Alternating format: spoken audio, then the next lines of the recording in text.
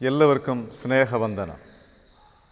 എൻ്റെ പേര് reverend doctor E Sathyaraj, saint Paul's CSI Mundappilaval ഇടവകയുടെ സഭ അധ്യക്ഷനായി സേവനം ചെയ്യുന്നു. ദൈവവിളി എന്ന വിഷയത്തെ ആസ്പദമാക്കി ചില കാര്യങ്ങൾ എൻ്റെ വ്യക്തിപര അനുഭവത്തിൽ നിന്ന് പറയുവാനായിട്ടാണ് ആഗ്രഹിക്കുന്നത്. ദൈവവിളി എന്നത് എല്ലാവർക്കും ഉണ്ടാകാൻ സാധ്യതയുള്ള ഒരു ദൈവികമായ പ്രവൃത്തിയാണ് ദൈവവിളി എന്ന് പറയുന്നത്. മതങ്ങൾക്കോ വർണ്ണങ്ങൾക്കോ അതീതമായി എല്ലാവർക്കും ഉണ്ടാകുവാൻ സാധ്യതയുണ്ട്, ഉണ്ടാകുന്നു, ഉണ്ടായിക്കൊണ്ടേയിരിക്കുന്നു. ദൈവവിളി എന്നത് സൃഷ്ടികർത്താവായ ദൈവം ഓരോ മനുഷ്യനെയും സൃഷ്ടിച്ച് ഈ ഭൂമുഖത്ത് പ്രവർത്തന മണ്ഡലങ്ങളിലേക്ക് എത്തിച്ചേരുകയാണ്.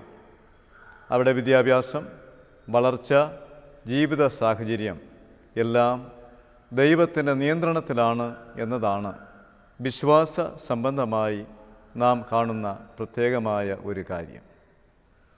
പലർക്കും പല തരത്തിൽ ദൈവവിളി ഉണ്ടാകുന്നു, അത് അനുകൂലമായി പ്രതികരിക്കുന്നുമുണ്ട്. ചില വ്യക്തികൾ ദൈവവിളിക്ക് അനുസരണം കാണിച്ചില്ല എന്ന് പറയുന്ന കാര്യങ്ങളും അവിടെ സംഭാഷണത്തിൽ ശ്രദ്ധേയമായിട്ടുണ്ട്. പ്രതികൂലങ്ങൾക്ക് ശേഷം അത് തിരിച്ചറിഞ്ഞ് രൂപപ്പെടുന്നവരും അനുകൂലമായി ജീവിക്കുന്നവരുമുണ്ട്. എന്നാൽ ദൈവവിളി എല്ലാവർക്കും ലഭ്യമാകാൻ സാധ്യതയുണ്ട്. എല്ലാവർക്കും അനുസരിക്കുവാൻ ആഗ്രഹമുള്ള ഒന്നാണ് ദൈവവിളി. അനുസരിച്ച് നന്മയും സന്തോഷവും കണ്ടെത്തിയവരുടെ സാക്ഷ്യങ്ങളും ഇത്തരുണത്തിൽ വളരെ ശ്രദ്ധേയമാണ് എന്ന കാര്യം ഉണരട്ടെ. ഞാൻ ഒരു വൈദിക ശുശ്രൂഷ ചെയ്തു വരുന്ന വ്യക്തിയാണ്. എൻ്റെ പഠന കാലഘട്ടത്തിലും കോളേജ് വിദ്യാഭ്യാസത്തിലും ഞാൻ ആഗ്രഹിച്ചിരുന്ന ഒരു കാര്യം ഇന്ത്യൻ ആർമിയിൽ ഒരു സേവകനായി തീരണം, ഒരു ഓഫീസറായി തീരണം എന്ന ആഗ്രഹത്താലാണ് എൻ്റെ പരിശ്രമങ്ങൾ വിദ്യാഭ്യാസ കാലഘട്ടത്തിലും കോളേജ് ജീവിതത്തിനിടയിലും ഞാൻ നിലനിർത്തിയത്. എന്നാൽ എൻ്റെ മാതാവ് ഒരു വൈദികനായി തീരണമെന്ന ഒരു ഉപദേശം എനിക്ക് നൽകിയിരുന്നതും ഞാൻ അത്തരുണത്തിൽ ഓർമ്മിക്കുകയാണ്. എന്നാൽ ജീവിതത്തിൻ്റെ ഓരോ പഠനങ്ങളിലും ഓരോ വയസ്സിലും ആരാധനയും ദൈവബന്ധത്തിലെ പ്രവർത്തനവും ചിട്ടയായ അനുസരണവും വചനബന്ധത്തിലുള്ള ജീവിതമെല്ലാം കാത്തു സൂക്ഷിക്കുവാൻ ഞാൻ പ്രത്യേകം ശ്രദ്ധിച്ചിരുന്നു. കോളേജ് വിദ്യാഭ്യാസം കഴിഞ്ഞതിന് ശേഷമാണ് ദൈവവിളി ഞാൻ തിരിച്ചറിയുവാനിടയാകുന്നത്. ദൈവവിളി ഞാൻ തിരിച്ചറിയുന്നത് പ്രധാനമായും എൻ്റെ മാതാവ് എനിക്ക് നൽകിയ ഉപദേശമാണ്. ഒരു സമ്പൂർണമായ ഒരു സമർപ്പണമുണ്ട് എന്ന ഒരു ചിന്ത എന്നെ പലപ്പോഴും പറഞ്ഞിരുന്നു, കേൾപ്പിച്ചിരുന്നു. എങ്കിലും എൻ്റെ ഉള്ളിൻ്റെ ഉള്ളിൽ ഈ സേവന ബന്ധത്തിൽ എങ്ങനെയാണ് എന്ന ചോദ്യം എന്നെ പലപ്പോഴും അലട്ടിക്കൊണ്ടേയിരുന്നു. 20 വയസ്സ് പൂർത്തിയാകുമ്പോൾ എൻ്റെ മാതാവ് ഈ ലോകത്തോട് വിട പറയുന്ന ഒരു രംഗം വന്നു. അതിനുശേഷവും ദൈവവിളിയെക്കുറിച്ചുള്ള കാര്യങ്ങൾ ഞാൻ പൂർണ്ണമായും ഓർക്കാതെ രഹസ്യമായി എൻ്റെ മനസ്സിലത് കൊണ്ടുവന്നിരിക്കുകയായിരുന്നു. എന്നാൽ ചിട്ടയായ സഭയുടെ സൺഡേ സ്കൂൾ പ്രവർത്തനത്തിലും ചിട്ടയായ സംഘടനാ ജീവിതത്തിലും ആത്മീക കാര്യങ്ങളിലും ഞാൻ ഏറ്റവും മുന്നിലായി പ്രവർത്തിക്കുവാനിടയാക്കപ്പെട്ടു. കഷ്ടപ്പെടുന്നവരെ സഹായിക്കുക, പലർക്കും സഹായങ്ങൾ ചെയ്യുക, സ്വമേധ സഹനമുള്ള കാര്യങ്ങളിൽ ഏർപ്പെടുക, ഇതൊക്കെ എൻ്റെ പ്രത്യേകമായ ഒരു പ്രവർത്തനമായിരുന്നു. അങ്ങനെ ജീവിച്ച് വരുന്ന നിലയിൽ എന്നെ ഏറ്റവും സ്വാധീനിച്ചത് എൻ്റെ സൺഡേ സ്കൂൾ അധ്യാപകനാണ്. ആ സൺഡേ സ്കൂൾ അധ്യാപകൻ ആധ്യാത്മികമായ വഴിയിലേക്ക് നയിക്കുന്നതിനും ഉപദേശിക്കുന്നതിനും നല്ല കാര്യങ്ങൾ പറഞ്ഞു തരുന്നതിനും കഷ്ടങ്ങളിലും വേദനകളിലും ഞങ്ങളെ സഹായിക്കുന്നതിനും അങ്ങനെ ദൈവദൂതനെ പോലെ അദ്ദേഹത്തിൻ്റെ ഉപദേശവും ജീവിതവും ഇന്നും ഞാൻ മാന്യതയോടെ ആദരവോടെ ഞാൻ കാണുകയാണ്. ആ അധ്യാപകൻ പ്രത്യേകമായൊരു പ്രാർത്ഥന തൻ്റെ ഭവനത്തിൽ ചിട്ടപ്പെടുത്തിയപ്പോൾ എന്നെയും അതിന് ക്ഷണിക്കുകയും അങ്ങനെ സ്വന്തമായി പ്രാർത്ഥന പഠിക്കുന്നതിനും പ്രാർത്ഥിക്കുന്നതിനും സുവിശേഷത്തിൻ്റെ ഭാഗമായി വളരുന്നതിനും ഇടയാക്കപ്പെട്ടു. ആ ബന്ധം FMBB എന്ന ഒരു മിഷണറി ഫെലോഷിപ്പുമായി അടുത്തു നിന്ന് പ്രവർത്തിപ്പാൻ എനിക്ക് ഇടയായി. 3 ദിനത്തിലുള്ള ഒരു ധ്യാനത്തിനായി ഒരു തവണ എനിക്ക് അവസരം ലഭിച്ചു. ആ ധ്യാനത്തിൻ്റെ നടുവിൽ എല്ലാ അംഗങ്ങളും വളരെ പ്രാർത്ഥന ഉത്സുകരായി ദിവ്യ അനുഭവത്തിൽ മുഴുകിയവരായി പ്രവർത്തിക്കുവാനിടയാക്കപ്പെട്ടു. ദൈവത്തിൻ്റെ പരിശുദ്ധാത്മാവ് എന്തെങ്കിലും സംസാരിക്കാതെ ഈ ക്യാമ്പിൽ വന്ന ഒരു വ്യക്തി പോലും മടങ്ങിപ്പോകുകയില്ല. എന്തെങ്കിലും ദൈവത്തിൻ്റെ പരിശുദ്ധാത്മാവരോട് കൃത്യമായി സംസാരിക്കും എന്ന് അതിൻ്റെ ലീഡേഴ്സ് ഞങ്ങൾക്ക് ഉറപ്പ് നൽകി. ആ ഉറപ്പിൻ പ്രകാരം കൂടെയുള്ള ക്യാമ്പിലെ കൂട്ടാളികൾ പറഞ്ഞു, എന്നോട് ദൈവം സംസാരിച്ചു എന്ന വാക്കുകളൊക്കെ അവർ പറയുവാനിടയായി. ക്യാമ്പ് തീരുന്നതിൻ്റെ അന്നേ ദിവസം വെളുപ്പിന് എൻ്റെ മനസ്സിൽ ഒരു ചിന്ത, ഒരാൾ വന്നിങ്ങനെ പറഞ്ഞു, go to the preaching class. ഇത് ഞാൻ ആരോടും പറയാതെ ആ ക്യാമ്പ് വിട്ട് മടങ്ങിപ്പോയി. കോളേജ് വിദ്യാഭ്യാസത്തിൻ്റെ നടുവിൽ ട്യൂഷൻ സെൻ്ററുകളിലെ സേവനങ്ങളും ഹോം ട്യൂഷനുകളും ഇതരമായ പ്രവർത്തനങ്ങളും ഡിഗ്രി പഠനങ്ങളും കുടുംബത്തിൻ്റെ കാര്യാദികളിലൊക്കെ ഏർപ്പെട്ട് വിവിധമായ കാര്യങ്ങൾ ചെയ്ത് മുന്നേറുകയാണ്. ഞാനൊരു കർഷക കുടുംബത്തിലെ അംഗമാണ്. എൻ്റെ പിതാവ് ഒരു കർഷക ശുശ്രൂഷ ചെയ്യുന്ന വ്യക്തിയാണ്.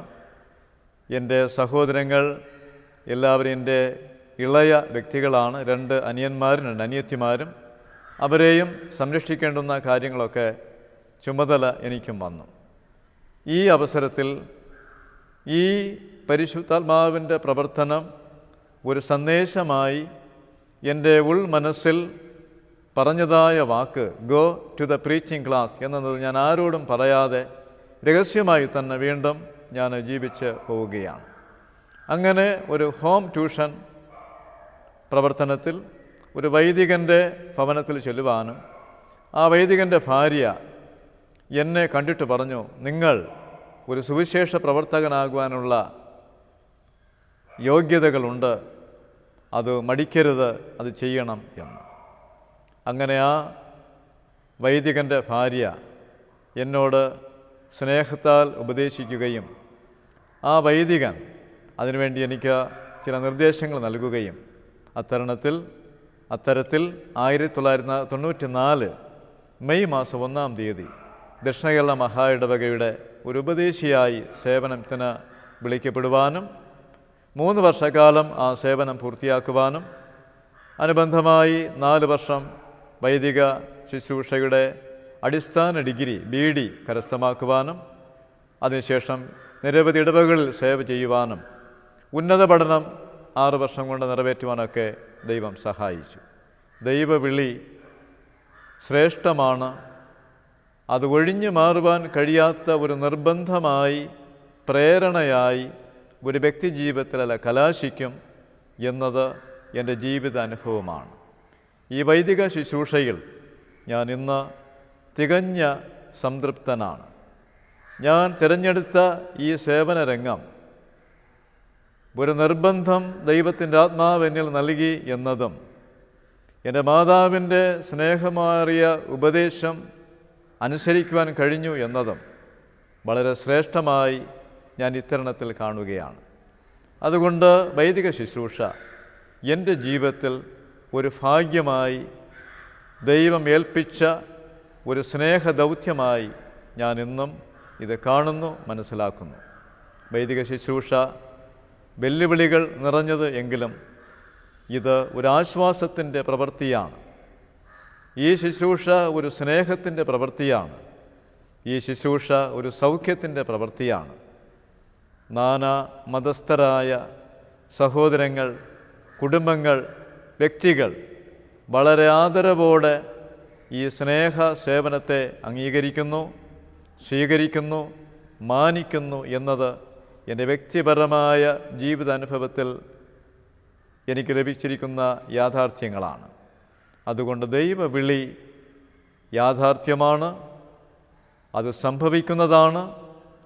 വിവിധ നിലയിൽ അത് നമ്മോട് പ്രവർത്തിക്കും, അനുകൂലമായ ജീവിത വഴിയിലേക്ക് നടത്തുകയും ചെയ്യും. ഈ ദക്ഷിണകേരള മഹായിടവകയുടെ ഒരു ശുശ്രൂഷ ചെയ്യുന്ന നിലയിൽ കഴിഞ്ഞ വർഷങ്ങളിൽ ഇതുവരെയും ദൈവം നടത്തിയ അനന്തമായ സ്നേഹത്തിൻ്റെ വഴി എനിക്കെന്നും ഉണരുവാനും ഓർക്കുവാനും കഴിയും. നിന്ദകളും പരിഹാസങ്ങളും നഷ്ടങ്ങളും വേദനകളും ഈ ജീവിതത്തിൽ ഉണ്ട് എന്നത് നാം എപ്പോഴും ഓർക്കണം.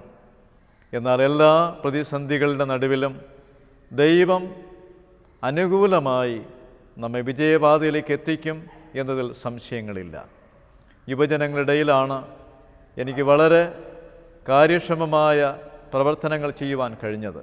കാരണം 17 വർഷക്കാലം വെക്കേഷൻ ബൈബിൾ സ്കൂൾ എന്ന ഒരു പ്രത്യേകമായ പ്രോഗ്രാം ഒരുമിച്ച് നടത്തുവാനിടയാക്കപ്പെട്ടു. അനേകം സഹോദരങ്ങൾ, ഇടവകയിലെ വിശ്വാസ മക്കൾ ഇതുമായി ചേർന്ന് സംഗീത ഉപകരണങ്ങൾ പരിശീലിച്ച് അത് വായിച്ച് കേൾപ്പിക്കുന്നതിനും അതിലൂടെ 5ഓളം വൈദികർ, ഇന്ത്യൻ ആർമിയിലൊരു ഓർഗനിസ്റ്റ്, നിരവധി ശുശ്രൂഷ മക്കളെ ആ പ്രത്യേക ടീം വർക്കിൻ്റെ ഭാഗമായി നേടുവാൻ കഴിഞ്ഞത് ഒരു വലിയ ഭാഗ്യമായി ഞാനിന്നും കാണുകയാണ്. അവരെല്ലാവരും ആ ടീമിൻ്റെ പ്രവർത്തനത്തിൽ ദൈവബന്ധത്തോട് ചേർന്ന് നിൽക്കുന്ന സന്തോഷം തികവാർന്നതാണ്, അത്ഭുതമാണ് എന്നതിൽ സംശയമില്ല. കുഞ്ഞുങ്ങളുടെ ഇടയിൽ കാര്യക്ഷമമായ പ്രവർത്തനം ചെയ്യുവാൻ ഒരു വൈദികൻ നിലയിൽ നമുക്ക് സാധിക്കും. കാരണം ശരിയായ പാതയിലേക്ക് അവരെ നയിക്കുക, അനുസരണത്തിൽ നിന്ന് പിന്മാറിപ്പോകുന്നവരെ അനുസരണ വഴിയിലേക്ക് കൂട്ടിച്ചേർക്കുക, സൗമ്യവും സ്നേഹവുമായ സൗഹാർദ്ദത്തോടുകൂടെ അവരെ കുടുംബത്തോടും സഭയോടും അണച്ചു നിർത്തുക വൈദിക ശുശ്രൂഷയിലെ ഏറ്റവും പ്രധാനപ്പെട്ട കാര്യങ്ങളിലൊന്നാണ്. മറ്റൊന്ന്, അനേകം കുടുംബങ്ങൾ തകർച്ചയിലേക്കോ നിരാശയിലേക്കോ ദുരിതങ്ങളിലേക്കോ വീണു പോകുമ്പോൾ സന്തോഷത്തോടെ അവരെ സ്വീകരിച്ച് അവരുടെ വേദനകളിൽ ഇടപഴകി അവർക്ക് ലഭ്യമാകുന്ന ആശ്വാസം ദൈവീകമാണ് എന്നതിൽ സംശയമില്ല. പൗരോഹിത്യ ശുശ്രൂഷയിലേക്ക് പ്രതിജ്ഞ ചൊല്ലി ഞങ്ങളെ വിളിക്കുമ്പോൾ ഒരു പ്രത്യേകമായ പ്രതിജ്ഞ ഇപ്രകാരമാണ്: ക്രിസ്തുവിന് വേണ്ടി നിങ്ങൾ രോഗികളെ സന്ദർശിക്കുമോ എന്നൊരു ചോദ്യം 12 ചോദ്യങ്ങളുള്ള ആ പ്രത്യേകമായ പ്രതിജ്ഞയിൽ ഉത്തരമായി നാം നൽകേണ്ടതുണ്ട്. ക്രിസ്തുവിന് വേണ്ടി രോഗികളെ നീ സന്ദർശിക്കുമോ എന്ന്. വാസ്തവത്തിൽ നിരവധി സാഹചര്യങ്ങളിൽ അവരുടെ വേദനയുടെ നടുവിൽ ആശ്വാസമാകുവാൻ, സൗഖ്യത്തിൻ്റെ വഴിയിലേക്ക് അവരെ കരം പിടിച്ചുയർത്തുവാൻ, ദുഃഖമോ കണ്ണുനീരോ അവരുടെ ജീവിതത്തിൽ തളം കെട്ടിയാൽ അതിൻ്റെ നടുവിലൂടെയും ആശ്വാസം പകരുവാൻ ദൈവത്തിൻ്റെ അത്യന്തം വ്യാപരിക്കുന്ന ശക്തിക്ക് ഒരു വൈദികനെന്ന നിലയിൽ അതിനൊരു കാരണമായി തീരുന്നു, ഒരു ഉപകരണമായി തീരുന്നു എന്നുള്ളതിൽ സംശയമില്ല. വരുന്ന തലമുറ ഈ ദൈവരാജ്യത്തിൻ്റെ പ്രവർത്തനത്തിൻ്റെ ഭാഗമായി തീരുവാൻ ഞാൻ ആഗ്രഹിക്കുന്നു, ഞാൻ സ്വാഗതം ചെയ്യുന്നു. കാരണം മുഴുവൻ പ്രപഞ്ചത്തിൻ്റെയും സൃഷ്ടികർത്താവായ ദൈവം ആ ദൈവത്തിൻ്റെ കർമ്മ പദ്ധതിയിൽ ഒരു ചെറിയ ഉപകരണമായി തീരുവാൻ ഓരോ ജീവിതങ്ങളെയും ആഗ്രഹിച്ച് ക്ഷണിക്കുന്നു, വിളിക്കുന്നു. ആ വിളി കേൾക്കുന്നത് സൗഭാഗ്യമാണ്, നന്മയാണ്. വിശുദ്ധ വചനം നാം പഠിക്കുകയും ഗ്രഹിക്കുകയും ചെയ്യുമ്പോൾ ദൈവവിളിക്ക് അനുസരണം കാണിച്ച അനേകം ദൈവവചന കഥാപാത്രങ്ങളെ കാണുവാനായി നമുക്ക് കഴിയും. ചിലർ ദൈവവിളിക്ക് പ്രതികൂലമായി നിന്നിട്ട് വളരെ വേദനകൾ സഹിച്ച് മടങ്ങി വന്ന് ഈ ദൗത്യം നിറവേറ്റുന്നതായി വചനത്തിൽ നാം വായിക്കുന്നു. ആ വചന സത്യം ഇന്നും യാഥാർത്ഥ്യമാണ്, ഇന്നും അത് സൗജന്യമാണ്, ഇന്നും ആ വിളി സ്നേഹത്തിൻ്റെ പ്രേരണയാണ് എന്ന കാര്യം ഒന്നുകൂടെ ഞാൻ ആവർത്തിച്ച് പറയട്ടെ.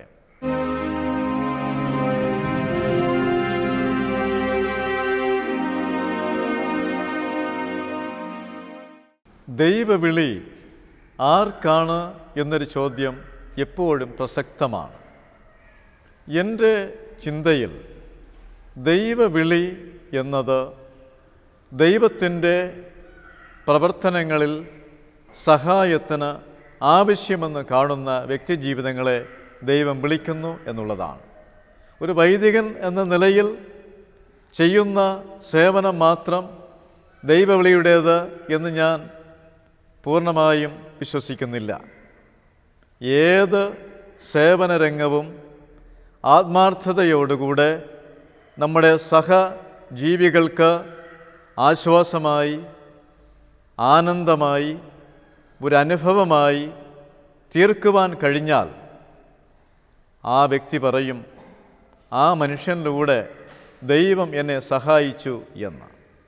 അത് ഏറ്റവും ചെറിയ ജോലി മുതൽ ഏറ്റവും ഉയർന്ന സേവനം വരെയും അത് ജനത്തിൻ്റെ മനസ്സിൽ എന്നും ഒരു ഓർമ്മയായി, അറിവായി, അനുഭവമായി എന്ന് നിലനിൽക്കും. അതുകൊണ്ട് ദൈവത്തിൻ്റെ ഹിതം ഒരു വൈദികനെന്ന നിലയിൽ ചെയ്യുവാനായിട്ട് ആഗ്രഹിച്ച ആഗ്രഹമാണ് ഞാൻ എൻ്റെ ദൈവവിളിയെ, എനിക്കുണ്ടായ ദൈവവിളിയെ ഞാൻ വിശ്വസിക്കുന്നത്. ഈ ദൈവവിളി ഒരവസരത്തിൽ ഉണ്ടാകുമ്പോൾ അനുബന്ധമായി ഈ ദൈവവിളിയുടെ പ്രേരണ നമ്മുടെ ജീവിതത്തിൽ യാഥാർത്ഥ്യമാക്കുവാനായി പല സാധ്യതകളും നമ്മുടെ മുൻപിൽ വരും.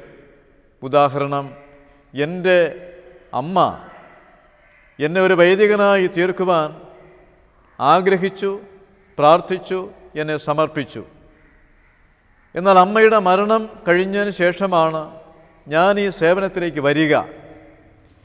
എന്നാൽ ഞാൻ ഹോം ട്യൂഷനായി ഇംഗ്ലീഷ് പഠിപ്പിക്കുവാനായി പോയ 2 മക്കൾ, അവരുടെ അമ്മ എന്നെ ഈ സേവനത്തിനായി നിർബന്ധിക്കുകയാണ്. പിന്നത്തേതിൽ എനിക്ക് മനസ്സിലായി, എൻ്റെ അമ്മയുടെ ഒരു ബന്ധത്തിലെ ഒരു മാതാവാണ് എന്നെ ഈ കർക്കശമായ സേവന രംഗത്തിലേക്ക് പ്രേരിപ്പിച്ച ആ അച്ഛൻ്റെ സഹധർമ്മിണി എന്നത്. അത് ദൈവത്തിൻ്റെ പദ്ധതിയാണ്. ദൈവം വിളിക്കുന്നു, ദൈവവിളിയിലേക്ക് നമ്മെ നയിക്കുന്നു, അതിനുപോൽബലകമായ കാര്യാദികളെല്ലാം ഒരുക്കുന്നു എന്നത് പ്രധാനമാണ്. പല എൻ്റെ അധ്യാപകരും എന്നെക്കുറിച്ച് പറഞ്ഞു, നീ ഒരു ഫാദറാകണം എന്ന്. സ്കൂളിൽ പഠിക്കുമ്പോൾ ആ പറഞ്ഞ എല്ലാ അധ്യാപകരും അക്രൈസ്തവ ചുറ്റുപാടിലെ അധ്യാപകരാണ്. വിശ്വാസത്തിലോ ഞങ്ങളുടെ വൈദിക ശുശ്രൂഷ ബന്ധത്തിലോ ഉള്ള ജീവിതങ്ങളല്ല. കാരണം അവർ പറയുകയാണ്, നിങ്ങൾ ഒരു വൈദികനായി തീരണം. ഈ എല്ലാ അവസരത്തിലും go to the preaching class എന്ന അന്തരംഗത്തിൽ എനിക്ക് ലഭിച്ച ഉദ്ബോധനം എല്ലാ അവസരത്തിലും എനിക്ക് ഉണർന്ന് അതിനെ മൂർച്ച കൂട്ടുവാൻ തക്കവണ്ണമുള്ള സഹായ ഉപദേശങ്ങളായി, നിർദ്ദേശങ്ങളായി, ആഗ്രഹങ്ങളായി, താല്പര്യങ്ങളായി വന്നു എന്നതാണ് പ്രധാനം. അതുകൊണ്ട് ദൈവവിളി ആർക്ക് എന്ന ചോദ്യത്തിന് പ്രസക്തമായ ഉത്തരം അത് ഏക ഉത്തരമല്ല. ഏത് നിലയിലും ഈ വിളി ശ്രദ്ധിക്കാം, ശ്രവിക്കാം, അനുസരിക്കുവാനായി ഇടയായി തീരും എന്നതാണ്.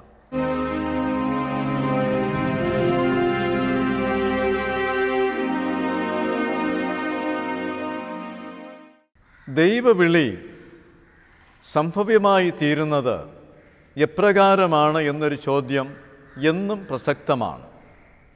ദൈവവിളി ഒരു വ്യക്തിക്ക് ഉണ്ടായാൽ ദൈവം എന്തുദ്ദേശത്തിനാണോ ഈ വ്യക്തിയെ വിളിച്ചത് എന്നത് അത് കർമ്മ മണ്ഡലത്തിലൂടെ ദൈനംദിനം നമ്മെ അതിനേക്കായി മെച്ചപ്പെടുത്തുന്നു, പക്വപ്പെടുത്തുന്നു എന്നുള്ളതാണ്. പബ്ലിക്കായുള്ള ഒരു പ്രസംഗം ചെയ്യുക എന്നത് എന്നെ സംബന്ധിച്ച് കുട്ടിക്കാലത്ത് വളരെ ലജ്ജാകരമായ ഒരു കാര്യമായിരുന്നു. എന്നാൽ ദൈവവിളിയുടെ പൂർത്തീകരണത്തിലേക്ക് എത്തിച്ചേരുവാനായി ഒരു പൊതുസമൂഹത്തെ അഭിസംബോധന ചെയ്യുവാനും അവർക്കായി പ്രസംഗം ചെയ്യുവാനും വിവിധ ക്ലാസുകൾ കൈകാര്യം ചെയ്യുവാനും ചില സമിതികളിലെല്ലാം പ്രവർത്തിച്ച് അവരെ പ്രോത്സാഹിപ്പിക്കുവാനും ഇടയാക്കപ്പെട്ടു എന്നത് ഞാൻ തിരിഞ്ഞു നോക്കുമ്പോൾ എൻ്റെ ജീവിതത്തിൽ അത് സംഭവിച്ചിരിക്കുകയാണ്. എപ്രകാരം ഈ ദൈവവിളി എനിക്ക് കാരണമായി തീർന്നു എന്ന് ചോദിച്ചാൽ ഞാൻ പറയും, ദൈവത്തിന് ഹിതകരമായ പ്രവർത്തനം ചെയ്യുവാനായി ഒരു ജീവിതത്തെ ദൈവവിളി പക്വപ്പെടുത്തുന്നു എന്നുള്ളതാണ്. മറ്റൊന്ന്, മിഷൻ ഫീൽഡ് യാത്ര ചെയ്യുക, മിഷൻ ഫീൽഡിൽ പോവുക എന്നത് എൻ്റെ കുട്ടിക്കാല ജീവിതത്തിൽ വളരെ അസംഭവ്യമായ ഒരു കാര്യമായിരുന്നു. എന്നാൽ ദൈവവിളിയുടെ പ്രവൃത്തിയുടെ മണ്ഡലത്തിലേക്ക് എത്തിച്ചേർന്നപ്പോൾ രാജസ്ഥാൻ സംസ്ഥാനത്തിലെ Nayakhada, Uttar Pradesh mission, West Bengal mission, Jharkhand mission, വിവിധ മിഷൻ ഫീൽഡുകളിൽ പോകുന്നതിനും സുവിശേഷത്തിൻ്റെ ഭാഗമായി മിഷണറി സഭകൾ സ്ഥാപിക്കുന്നതിനും സഭയുടെയും പൊതുജനങ്ങളുടെയും സഹായത്തോടെ അവിടെ അതിനെ പ്രതിഷ്ഠ ചെയ്യുന്നതിനും അവർക്കായി സഹായം ചെയ്യുന്നതിനെല്ലാം ഇടയാക്കപ്പെട്ടു. അപ്പം ഞാൻ തിരിച്ചു നോക്കുകയാണ്, എങ്ങനെയാണ് എനിക്കിതിനെ കൊണ്ട് സാധിച്ചത് എന്ന്. ആ ദൈവത്തിൻ്റെ ബുദ്ധി അപ്രമേയമത്ര എന്ന് വചനം പഠിപ്പിക്കുകയാണ്. ദൈവം ഒരു വ്യക്തിയെ സംബന്ധിച്ച് എന്താണോ ചെയ്യേണ്ടുന്നത് അതിൻ്റെ വഴികളെ ദൈവം തുറന്നു തരും എന്നുള്ളതാണ്. ഞാൻ ഒരു ട്യൂഷൻ മേഖലയിൽ മികവ് തെളിയിച്ച ഒരു അധ്യാപകനാണ്. പാരലൽ കോളേജുകൾ, ട്യൂഷൻ സെൻ്ററുകൾ, ഹോം ട്യൂഷനുകൾ, ഇതിന് ദൈവത്തിൻ്റെ പദ്ധതി ഉണ്ടായിരുന്നു. ഞാനിരുന്ന നിരവധി സഭകളിൽ സൗജന്യമായി ഇംഗ്ലീഷ് വിദ്യാഭ്യാസം കൊടുക്കുവാൻ, ഹിന്ദി വിദ്യാഭ്യാസം നൽകുവാൻ, കണക്കിൻ്റെ പഠനങ്ങൾ ചെയ്യുവാനൊക്കെ അനേകങ്ങളെ സഹായിച്ചു. സഭകളിൽ നടത്തിയ എല്ലാ ഈ ശുശ്രൂഷയും സൗജന്യമാണ്. നാനാമതസ്ഥരായ അനേകം മക്കൾ വന്ന് പഠിച്ച് ഇന്ന് ഞാൻ ആ ദേശത്തൂടെ പോയാൽ എന്നെ പഠിപ്പിച്ച സാറാണ് എന്ന് ആ മാതാപിതാക്കളും കുട്ടികളും പറയുവാൻ ഇടയാക്കപ്പെടുന്നു. ഇതെങ്ങനെയെന്ന് ഞാൻ ഇന്നും തിരിഞ്ഞു നോക്കുമ്പോൾ ദൈവത്തിൻ്റെ പദ്ധതിയുടെ ഭാഗമായിട്ട് മാത്രം ഞാൻ കാണുകയാണ്. ഇപ്പോൾ ദൈവവിളി, അതിന് ലക്ഷ്യം എന്നത് അനുദിന ജീവിതത്തിൽ നാം ആത്മാർത്ഥതയോടെ ചെയ്യേണ്ടുന്നൊരു കാര്യമാണ്. ദൈവ ശബ്ദത്തിന് അനുസരണം കാണിക്കുക എന്നുള്ളത് പ്രധാനം. ദൈവം നൽകുന്ന സേവനത്തിൽ ആത്മാർത്ഥത കാണിക്കുക എന്നത് മറ്റൊരു പ്രധാനപ്പെട്ട കാര്യം. നിന്ദകളും പ്രതിസന്ധികളും വരുമ്പോഴും ദൈവത്തിങ്കലേക്ക് നോക്കി ഇത് ഈ കർമ്മ ജീവിതത്തിൻ്റെ ഭാഗമാണെന്ന് ആശ്വാസം കണ്ടെത്തുവാൻ ഇടയായിത്തീരണം. മാത്രമല്ല, കുടുംബത്തെയും സഹോദരങ്ങളെയും തിരുസഭാ മക്കളെയും നാം ആയിരിക്കുന്ന ദേശത്തിലും അനുകൂലവും ദൈവദാനവുമായ ജീവിത സാഹചര്യങ്ങളിലേക്ക് സഞ്ചരിക്കുക, ഇത് ഏറ്റവും പ്രധാനമായ കാര്യങ്ങളാണ്.